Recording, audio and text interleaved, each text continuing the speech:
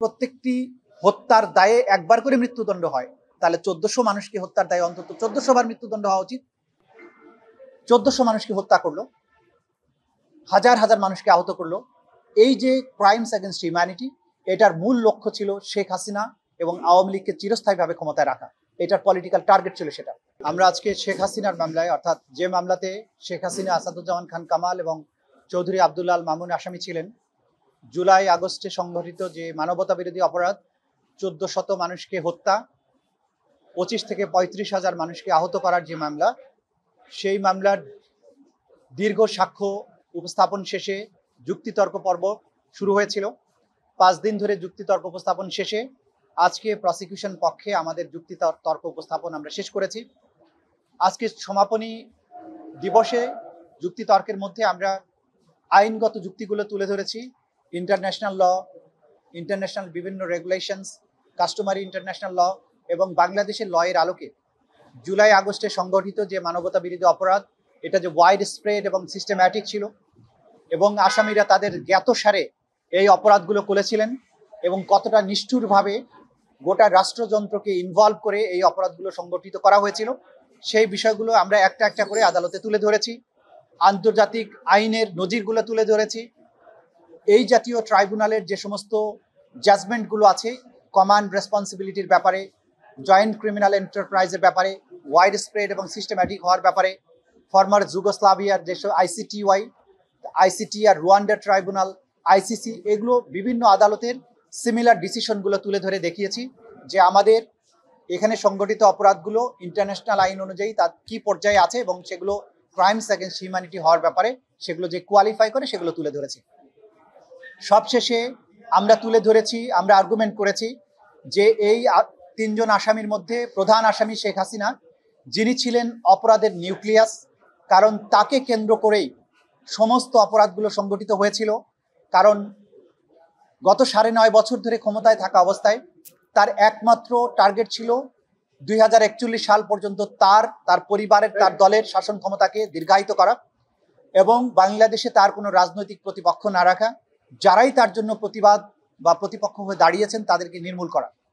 জুলাই আগস্টে যখন কোটা বিরোধী আন্দোলন একটা যুক্তিসঙ্গত দাবিতে সংগঠিত হতে শুরু করলো, নিরস্ত্র, কোনো রকমের হুমকি তৈরি করা ছাড়া একটা সিভিলিয়ান মুভমেন্ট, সেইটাকে দমন করার জন্য রাষ্ট্রের সকল রিসোর্স ব্যবহার করে, অর্থাৎ সকল পুলিশ বাহিনীর সকল সদস্য, বিজিবি, আনসার, গোয়েন্দা সংস্থা এবং কখনো কখনো সীমিত পরিসরে আর্মিকেও ডিপ্লয় করা হয়েছিল, যদিও সেনাবাহিনী সেই হত্যাযজ্ঞের সাথে সামিল হয়নি।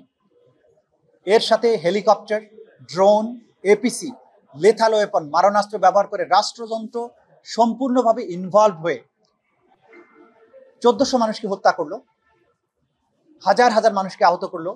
এই যে ক্রাইমস এগেনস্ট হিউম্যানিটি, এটার মূল লক্ষ্য ছিল শেখ হাসিনা এবং আওয়ামী লীগকে চিরস্থায়ীভাবে ক্ষমতায় রাখা। এটার পলিটিক্যাল টার্গেট ছিল সেটা। এবং কমান্ড স্ট্রাকচারের শীর্ষে বসে শেখ হাসিনা নিজে সবগুলো অপরাধ সংগঠনের জন্য হুকুম দিয়েছেন, যেটা তার কথোপকথন, টেলিফোনিক নির্দেশ, ফজলে নূর তাপুসের সাথে তার টেলিফোন কনভারসেশন, মাকসুদ কামালের সাথে তার টেলিফোন কনভারসেশন, হাসানুল হক ইনুর সাথে তার টেলিফোন কনভারসেশন, কর্নেল রাজীবের সাথে তার টেলিফোন কনভারসেশন, এগুলোর মধ্য দিয়ে তিনি তার জিঘাংসা মনোবৃত্তি ক্লিয়ারলি বলেছেন যে এই ছাত্রদেরকে তারা যেহেতু রাজাকার হতে চেয়েছে, অর্থাৎ এই ছেলেগুলো চেয়েছিল প্রতিবাদ করতে, তাদেরকে রাজাকার ট্যাগ দেওয়া হলো। তারপরে বলেছে যেহেতু রাজাকার হতে চেয়েছে তাদেরকে রাজাকারদের মতো ফাঁসি দেব। তারপর বলেছে ইংল্যান্ডে ছাত্র আন্দোলনকারীদের হত্যা করা হয়েছে, আমি এদেরকে হত্যা করব। এরপরে লেথাল ওয়েপন ব্যবহার করে তাদেরকে উপর থেকে হেলিকপ্টার দিয়ে ক্লিয়ার করা, অর্থাৎ তাদেরকে হত্যা করে নির্মূল করার নির্দেশ দেওয়া হলো। বম্বিং করার কথা বলা হলো, প্যারাট্রুপার নামানোর কথা বলা হলো। হসপিটালে গিয়ে তিনি বললেন এদের আহতদেরকে চিকিৎসা যেন না দেওয়া হয়, তাদেরকে অন্য জায়গায় যাতে রিলিজ নিয়ে গিয়ে ট্রিটমেন্ট করতে না পারে, এখানে ধুকে ধুকে মারা যায়, সে ব্যাপারে যে নির্দেশনা দেয়া, যেটা আমরা শুরুতেও বলেছিলাম, সাক্ষীদের মাধ্যমে প্রমাণিত হয়েছে। তার এই জিঘাংসার মনোবৃত্তি এবং তার পেছনের যে চরিত্র, সেগুলো তুলে ধরেছি। ঘটনা ঘটার পরে বাংলাদেশ থেকে অপরাধ সংগঠনের পরে পালিয়ে যাওয়ার পরেও ভারত থেকে তিনি ক্রমাগত এই আন্দোলনকারীদেরকে তিনি হত্যার হুমকি দিয়েছেন। যারা বিচারিক আদালতে এই হত্যাকাণ্ডের বিচার চেয়ে মামলা করেছেন তাদেরকে নির্মূল করার কথা বলেছেন, তাদের বাড়িঘর জ্বালিয়ে দেওয়ার কথা বলেছেন। বোঝা যাচ্ছে যে হত্যাকাণ্ড, এতগুলো মানুষ মেরে মানবতা বিরোধী অপরাধ করার পরেও তার মধ্যে ন্যূনতম অনুশোচনা নেই। তিনি একজন হার্ড নাট ক্রিমিনালের ভূমিকায় অবতীর্ণ হয়েছেন। সুতরাং এই ট্রাইব্যুনালের মামলায় তিনি যেহেতু সকল অপরাধীদের প্রাণভোমরা ছিলেন, সুপার স্ট্রাকচারের সকল স্ট্রাকচারের উপরে অবস্থান করতেন, তিনি অপরাধের নিউক্লিয়াস ছিলেন, তাকে চরম দণ্ড এই আইনে যেটা আছে সেটাই দেয়া শ্রেয়। যেহেতু অন্তত যদি প্রত্যেকটি হত্যার দায়ে একবার করে মৃত্যুদণ্ড হয়, তাহলে 1400 মানুষকে হত্যার দায়ে অন্তত 1400 বার মৃত্যুদণ্ড হওয়া উচিত। কিন্তু যেহেতু হিউম্যানলি এটা পসিবল না, অন্তত তাকে যদি একবার চরমদণ্ড না দেওয়া হয়, এটা অবিচার করা হবে।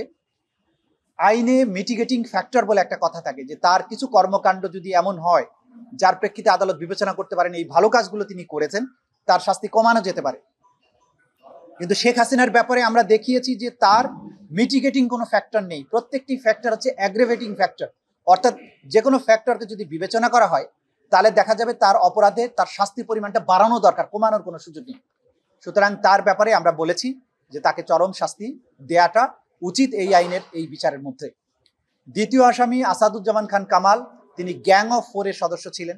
তার বাসায় বসে এই হত্যাকাণ্ডের পরিকল্পনা করা হয়েছে, ড্রোন মোতায়েনের সিদ্ধান্ত হয়েছে, হেলিকপ্টার মোতায়েনের সিদ্ধান্ত হয়েছে, এবং তিনি নিজে গ্রাউন্ডে গিয়ে গিয়ে দেখেছেন সঠিকভাবে হত্যা করা হচ্ছে কিনা। তাকে ভিডিও দেখানো হয়েছে, তিনি বলেছেন যে গুলি করি, তাকে যখন বলা হয়েছে যে গুলি করি, একটা মরে একটাই যায়, বাকিরই যায় না স্যার, অর্থাৎ তিনি জানতেন যে গুলি করে মানুষ মারা হচ্ছে, এবং সেই মারার বিষয়টা ভিডিওতে দেখানোর পরে তিনি তাদেরকে আরো ফার্দার কিভাবে মারা যায় সেভাবে ডাইরেকশন দিয়েছেন, তাদেরকে শাস্তি দেওয়ার, তাদের প্রতিরোধ করার কোনো ব্যবস্থা করেননি। এর বাইরে তিনি সাংবাদিক সম্মেলন করে শিশুদেরকে যখন মারা হচ্ছে, 233 জন শিশু মারার বর্ণনা আছে, সাংবাদিকরা প্রশ্ন করেছেন, তখন তিনি বলেছেন এরা শিশু না, এদের বয়স বেশি হয়ে গেছে। অর্থাৎ হত্যাকাণ্ডকে তিনি জাস্টিফাই করেছেন, শিশু হত্যা তো আছেই, হত্যাকাণ্ডগুলোকে তিনি জাস্টিফাই করেছেন। তার ব্যাপারেও কোনো রকমের অনুকম্পা দেখানোর সুযোগ নেই। কমান্ড স্ট্রাকচারে তিনি দ্বিতীয় পজিশনে ছিলেন, পুলিশ বাহিনীর উপরে তিনি ছিলেন, বিজিবি এবং পুলিশের সর্বময় কর্মকর্তা তিনি ছিলেন, মন্ত্রী ছিলেন। সে কারণে তার ব্যাপারেও আমরা চরম দণ্ড দেওয়ার কথা বলেছি। অ্যাপ্রুভারের ব্যাপারে বলেছি যে তিনি যেহেতু আইন অনুযায়ী আদালতকে তথ্য দিয়ে সাহায্য করেছেন, সত্য উদ্ঘাটনে সাহায্য করেছেন, তার ব্যাপারে আদালত যে দৃষ্টিভঙ্গি নেবেন সেটা আদালতের ব্যাপার। এর মাধ্যমে আমরা এই দীর্ঘদিনের এই সাক্ষ্য প্রমাণ আমি শেষ করেছি। ক্ষতিপূরণের ব্যাপারে বলেছি, যেহেতু যারা শহীদ হয়েছেন তারা হয়তো কেউ পরিবারের সবচাইতে ব্রাইট, তারা পরিবারের আলোর প্রদীপ ছিলেন, তাকে কেন্দ্র করে পরিবারগুলো স্বপ্ন বুনেছিল, ভবিষ্যতে পরিবারের দায়িত্ব নিতেন তারা। সুতরাং এই পরিবারগুলোর ক্ষতিপূরণের জন্য আসামিদের সম্পদ থেকে সম্পদ নিয়ে তাদের ক্ষতিপূরণ দেওয়া উচিত। যারা চোখ হারিয়েছেন, হাত হারিয়েছেন, পা হারিয়েছেন, তাদেরকে এই ক্ষতিপূরণ দেওয়া উচিত। এই আসামিরা অবৈধভাবে বিপুল বিত্ত বিভবের মালিক হয়েছেন, দেশে এবং বিদেশে সেগুলো পাচার করেছেন, সেগুলোকে উদ্ধার করে এই ভিকটিমদের মধ্যে বিতরণ করার জন্য আদালতের কাছে আমরা আদেশ চেয়েছি। এবং সবশেষে আমরা যেটা বলেছি যে রাষ্ট্রযন্ত্রকে পুরোপুরি ব্যবহার করা হয়েছিল এটার জন্য, কিন্তু আমাদের একটা দেশপ্রেমিক বাহিনী আছে, সেনাবাহিনী, যাকে বাংলাদেশের জনগণ সবসময় ভালোবাসে, তাকে দেশপ্রেমিক সেনাবাহিনী বলে। তাদেরকে রাস্তায় দেখলে মানুষ তাদের বুকে জড়িয়ে ধরে, আবেগে চুমু খায়, ফুল দেয়। তারা কিন্তু মাঝখানে ঢাল হয়ে দাঁড়িয়েছিলেন যখন পুলিশ নির্বিচারে মানুষ মারছে।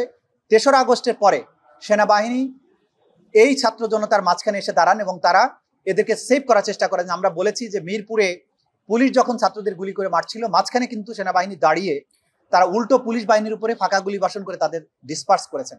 বিচ্ছিন্ন বিক্ষিপ্তভাবে হয়তো কোনো ঘটনা ঘটেছে, কিন্তু অ্যাজ এ ফোর্স তারা একটা বিরাট ভূমিকা পালন করেছেন, সেটার কথা আমরা আদালতে তুলে ধরেছি। সব কিছু মিলে এই বাহিনীটা ছাড়া বাকি সমস্ত রাষ্ট্রযন্ত্রকে তারা ব্যবহার করেছিলেন এই অপরাধ সংগঠনের ব্যাপারে। সুতরাং এটা একটা সুস্পষ্টভাবেই মানবতা বিরোধী অপরাধ। এর চরম দণ্ড নিশ্চিত করার মাধ্যমে ভবিষ্যতে বাংলাদেশে এই ধরনের কোনো হত্যাকাণ্ডের সুযোগ যাতে আর তৈরি না হয়, কোনো স্বৈরশাসক ভবিষ্যতে আর কখনো নিজের জনগণকে, সিভিলিয়ানদেরকে হত্যা করার দুঃসাহস না দেখায়, সেইটা করার জন্য এই বিচার যাতে ভূমিকা পালন করে, এই রায় যাতে ভূমিকা পালন করে, সেটা আমরা আদালতের কাছে প্রেয়ার করেছি।